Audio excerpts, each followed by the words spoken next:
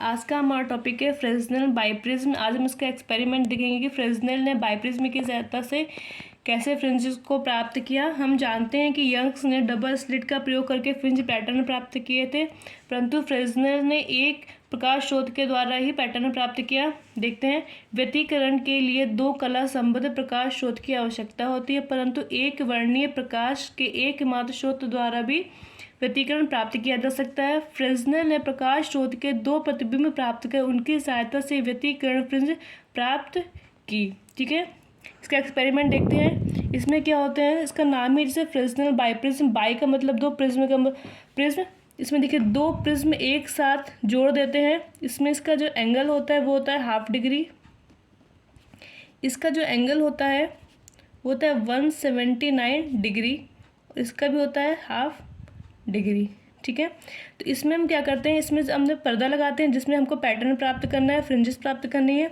इसमें single light wavelength की light source लेते हैं, इसी को बोलते हैं मोनोक्रोमेटिक लाइट सोर्स एस।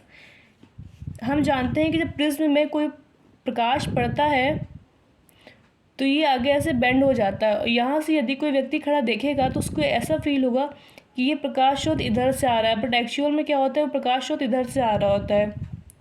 वैसे ही जब इसमें प्रकाश पड़ता है सिंगल वेवलेंथ की प्रकाश स्रोत, उसको बोलते हैं एक वर्णीय प्रकाश या मोनोक्रोमेटिक लाइट।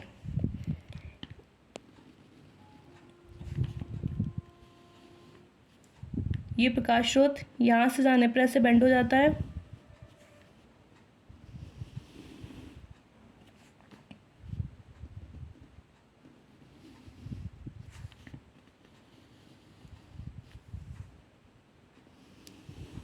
यहाँ से ऐसे मुड़ जाता है। यहाँ पर जो हमें पैटर्न प्राप्त होती हैं, ये देखिए, ये हमको जो पैटर्न प्राप्त होंगी वो इसके और इसके बीच में प्राप्त होंगी। जो यहाँ से जो बीच में जो हमें पैटर्न प्राप्त होता है वो हमेशा दीप्त फ्रिंज बनाती है, ब्राइट। इसके अगल बगल अदीप्त फ्रिंज बनती है, ब्लैक।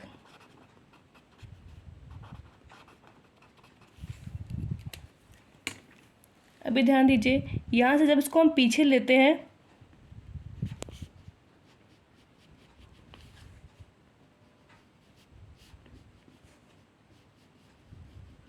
तो ऐसा फील होता है कि जो प्रकाश की किरण है ये S1 और S2 लाइट स्रोत से आ रही हैं, परंतु क्या होता है, जो प्रकाश की किरण है वो S स्रोत से आ रही होती है। तो इस तरीके से हमें क्या होती है, दो अलग अलग प्रकाश स्रोत देखने को मिलते हैं, जिससे कोहेरेंट लाइट सोर्स निकलती है। ठीक है, जिससे हमको ये पैटर्न प्राप्त होते हैं। यंग्स ने दो अलग अलग लाइट सोर्स लिया था, परंतु क्या है, फ्रेस्नेल ने एक ही लाइट सोर्स से इसमें पैटर्न प्राप्त किए, लेकिन हमको ये दो अलग अलग प्रकाश फील होते हैं, बट एक्चुअल में ये एक ही प्रकाश स्रोत होता है।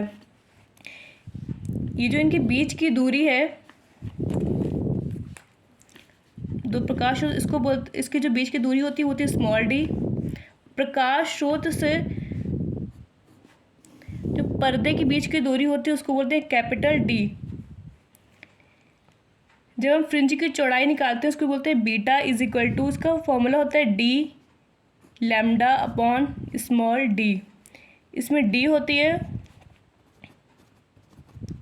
पर्दे से एस तक की दूरी, स्मॉल डी है S1 से S2 तक की दूरी, लैम्डा है तरंगदैर्घ्य प्रकाश का। इसमें हमें कैसी लाइट की जरूरत होती है, मोनोक्रोमेटिक लाइट, सिंगल वेवलेंथ की लाइट, इसको बोलते हैं एक वर्णीय प्रकाश।